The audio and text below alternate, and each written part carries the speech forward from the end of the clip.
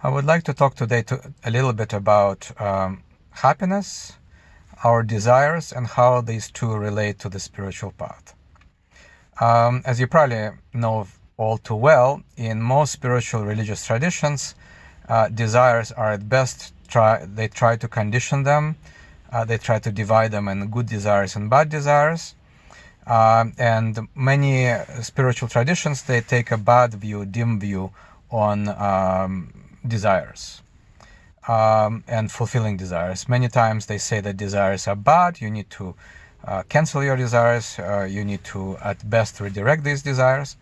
And I say no, that is totally wrong. Happiness is very much related to how you fulfill your desires. On the path of life, our satisfaction, how we feel about ourselves, is directly related to the kind of desires you have and how you fulfill them.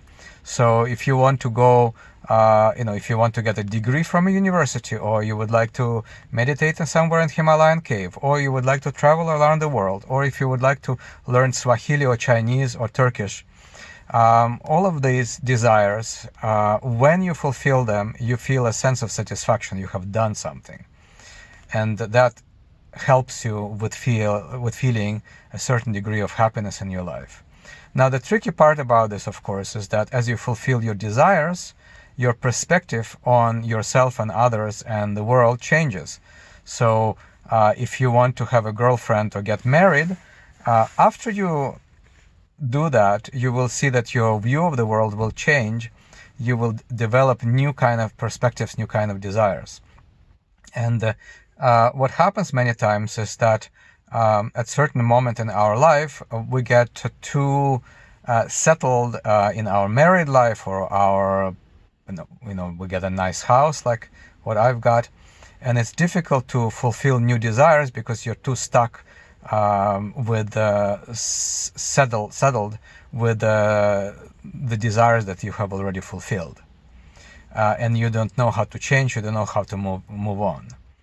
And that is something that requires a certain kind of dynamism in our life to continue fulfilling desires and continuing to follow your heart as your desires change, as perspective on your world and your inner world and outer world changes.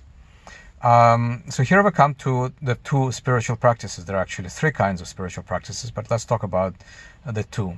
These are the easiest to think about. So one is insight type of meditation. This is when you look at yourself and your environment as well, and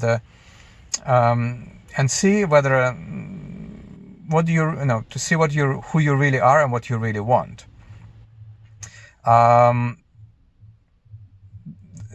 it doesn't have to be necessarily a sitting meditation. You can go for a walk in the forest. You can come and sit by a lake, like I'm doing right here. I'm on Lake Erie here. Here we are in a small gulf near Erie, Pennsylvania. I like to be by the water.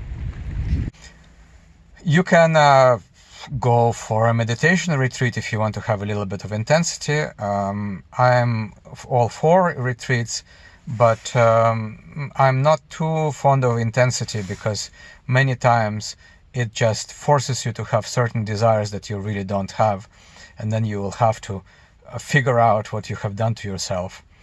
I'm one of those people who likes to do safe practices, who likes to teach people safe practices, in the sense that everything that you get to slowly with patience, I think, is better than having some kind of peak experience or some kind of dramatic oh my god experience, like jumping off off an airplane in a parachute, with a parachute.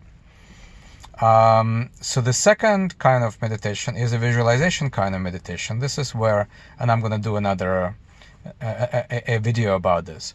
So visualization meditation, this is where you visualize how your life, how you want to be.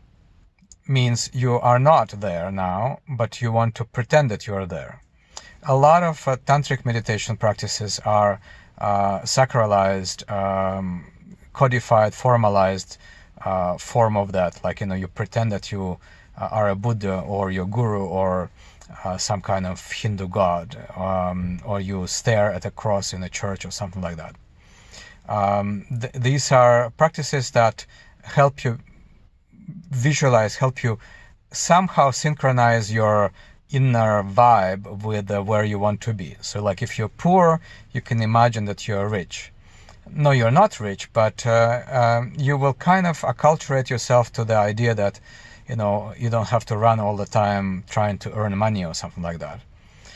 Or if you are worried about an exam and you're worried about how successful you will be from this exam, you can visualize yourself already passing exam, preparing for exam, and being in front of professor or whatever who is going to take this exam from you, who is going to facilitate that examination. Or in case you want to be a super spiritual amazing person with occult powers, you can imagine flying through the mountains like Milarepa did 800, 900 years ago, and it will let you receive a certain kind of blessing from that vibration. I'm on purpose using a religious language because many times when people say that you're going to get blessed, really what they're talking about is that you're going to receive a certain kind of positive energy from that saint or from that guru or from that vibration or from that practice, like that.